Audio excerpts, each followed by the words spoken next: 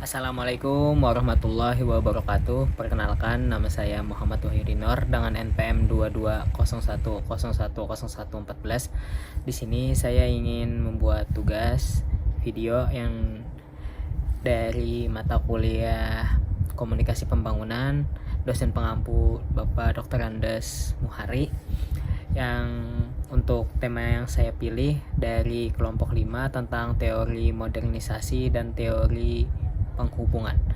Jadi saya akan langsung menjelaskan apa itu teori modernisasi dan teori pembangunan. Teori modernisasi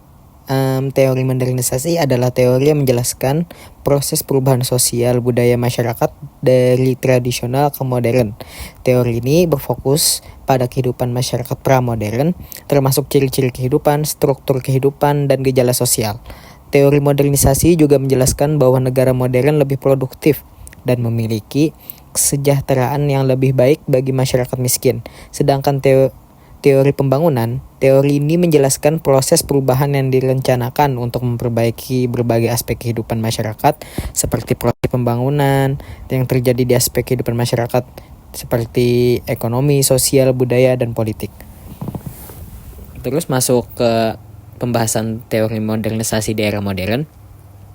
Perkembangan teori modernisasi di era modern dibagi menjadi beberapa fase dan dapat dipengaruhi oleh berbagai tokoh dan teori yang berbeda.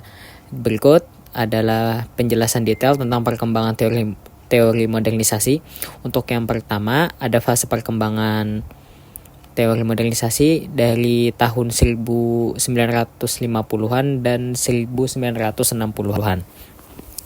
Munculnya Amerika Serikat sebagai kekuatan dominan dunia setelah Perang Dunia Kedua, perluasan gerakan komunis di seluruh dunia yang membuat Uni Soviet memperluas pengaruh politiknya ke Eropa Timur dan Asia, lahirnya negara-negara merdeka baru di Asia, Afrika, dan Amerika Latin.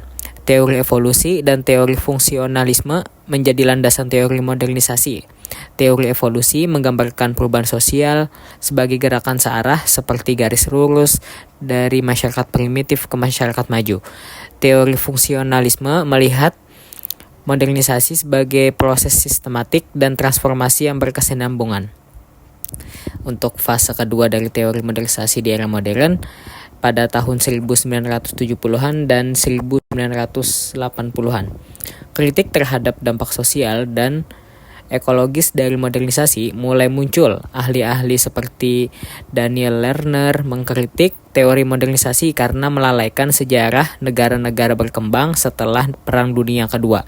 Pertumbuhan ekonomi dan westernisasi tetap menjadi fokus utama, tetapi dengan penekanan tambahan pada keberlanjutan dan dampak lingkungan. Fase ketiga ada di tahun 1990-an.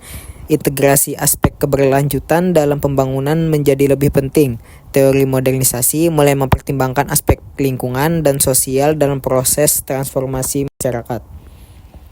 Dan berikut ada tokoh kunci dalam perkembangan teori modernisasi. Yang pertama ada Walt Whitman Rostow. 5 tahapan pembangunan ekonomi. Rostow mengidentifikasi 5 tahapan dalam modernisasi, yaitu masyarakat tradisional, persiapan untuk tinggal landas, menuju kematangan, dan konsumsi massa. Tahapan ini membantu memahami proses transformasi ekonomi dari pertanian ke industri. Terus yang kedua ada Talcott Parsons. Westernisasi. Parsons berpendapat bahwa modernisasi harus melibatkan penerapan westernisasi pada negara-negara berkembang. Ini termasuk teknologi mekanis seperti traktor dalam pertanian untuk meningkatkan efisiensi. Terus ada yang terakhir, ada James Samuel Coleman. Modernisasi politik. Coleman menjelaskan modernisasi politik sebagai diferensiasi struktur politik dan sekularisasi budaya politik yang mengarah pada etos keadilan. Ia juga menekankan prinsip kesamaan dan keadilan sebagai etos dari masyarakat modern. Terus untuk teori pembangunan telah mengalami perkembangan yang signifikan sejak awal abad ke-20. Mencerminkan perubahan dalam konteks sosial, ekonomi, dan politik. Berikut adalah fase penting dalam perkembangan teori pembangunan. Untuk teori pembangunan diawali dengan teori modernisasi pada tahun 1990 1950-an sampai 1960-an. Konsep utama teori ini berpendapat bahwa negara-negara berkembang dapat mencapai kemajuan melalui proses modernisasi yang mirip dengan yang dialami negara-negara barat, seperti pendekatan menekankan pentingnya industrialisasi, urbanisasi, dan perubahan sosial. Tokoh ternamanya ialah ada Walt Rostow dengan judul buku Stage of Economic Growth yang menggambarkan 5 tahap pembangunan ekonomi. Terus yang kedua ada teori ketergantungan.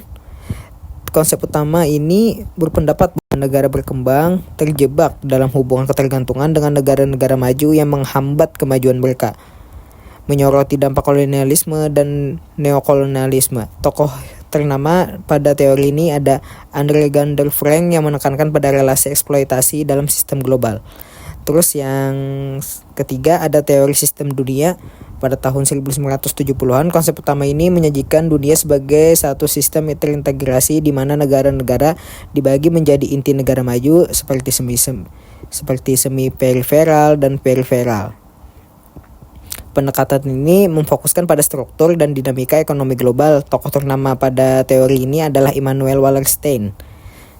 Jadi pada kesimpulannya, teori modernisasi dan teori pembangunan memiliki kontribusi penting dalam memahami perubahan sosial dan ekonomi. Meskipun kedua teori ini menawarkan perspektif yang berbeda, keduanya juga memiliki kritik yang harus diperhatikan untuk mencapai pembangunan yang berkelanjutan dan inklusif. Penting untuk mengintegrasikan elemen dari kedua teori ini dengan menekankan pada partisipasi masyarakat dan konteks lokal.